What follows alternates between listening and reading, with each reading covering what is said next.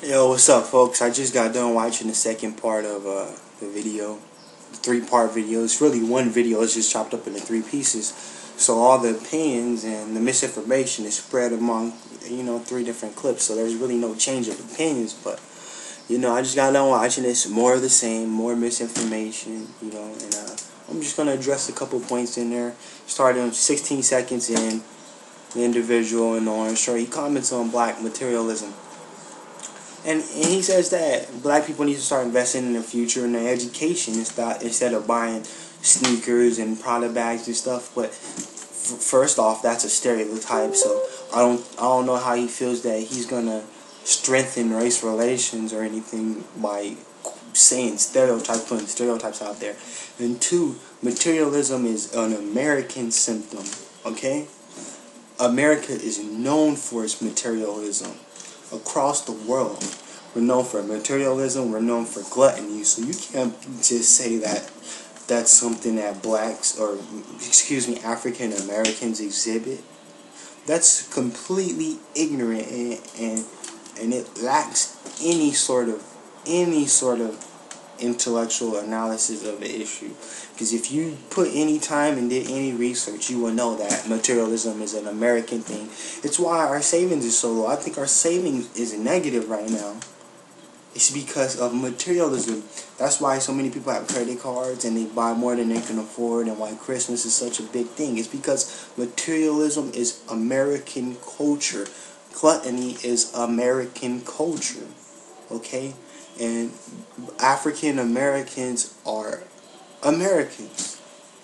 This is our native country, so obviously the actions of African Americans will be similar to the actions of the rest of the Americans. Okay, so let's not try to put a whole nationwide issue on the backs of black people or African Americans and say that, okay, African Americans are materialistic, because that's not looking at the big picture. And at 106, you guys speak about African Americans not wanting to do the jobs of, the working underclass, we'll call them. And, the working underclass in America right now are Mexicans. And they're saying that African Americans don't want to do those jobs. But once again, you're taking the whole national problem and putting it on the backs of African Americans and saying, African Americans don't want to work those jobs, but Americans don't want to work those jobs at all, and especially for the wages that are being paid. They're being, like, most of the workers are being paid half of the federal minimum wage, and most people can't even live off the federal minimum wage, especially not in California. Okay, so that's an American problem. So you can't just say that it's an African American problem and African Americans don't want to work those jobs. It's Americans in general. Alright? And then 4 minutes and 6 seconds in, he starts speaking about your aunt was driving and some idiot yells at her and calls her a whole bunch of derogatory comments. Okay, now, and then you somehow equate it to race. This is not a race issue. It's ignorance. Anybody that will call your aunt those derogatory phrases is ignorant, and they're hateful, and that's what that is. That dude's not representative of African Americans, and you're trying to hint at some double standard that if he called your aunt that, she won't say nothing, but if your aunt called him whoopty-blam, he'll be pissed off.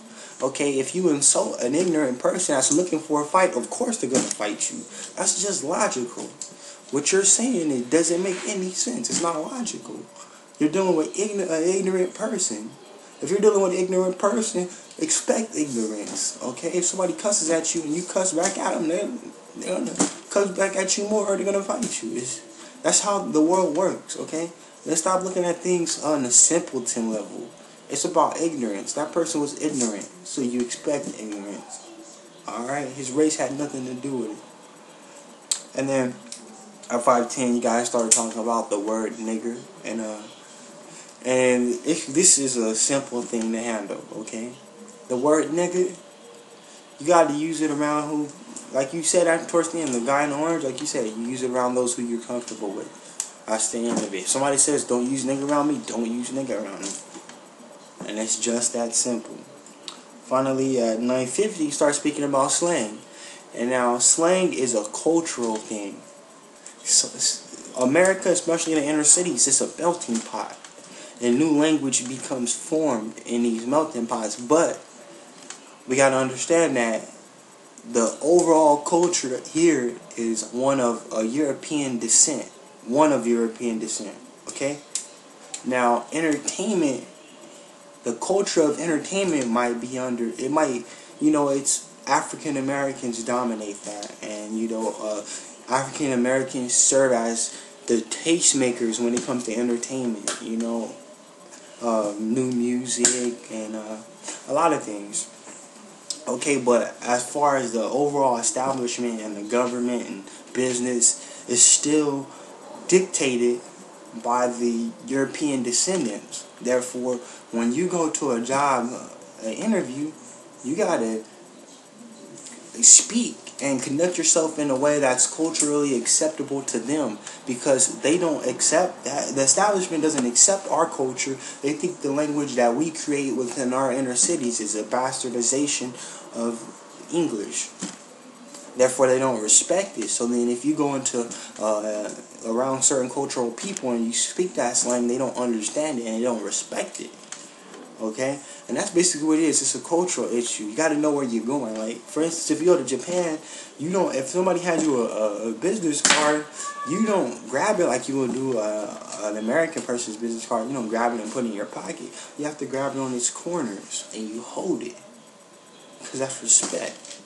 In the Middle East, in some countries, you don't put your thumb up, because when you put your thumb up, it's like saying F you, It's just all about culture, and you gotta adapt. And you gotta understand where you are at 100%. Even though you live here, you still gotta understand where you are.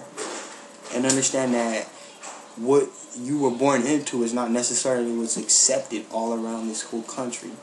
Alright? Thank you. Take care.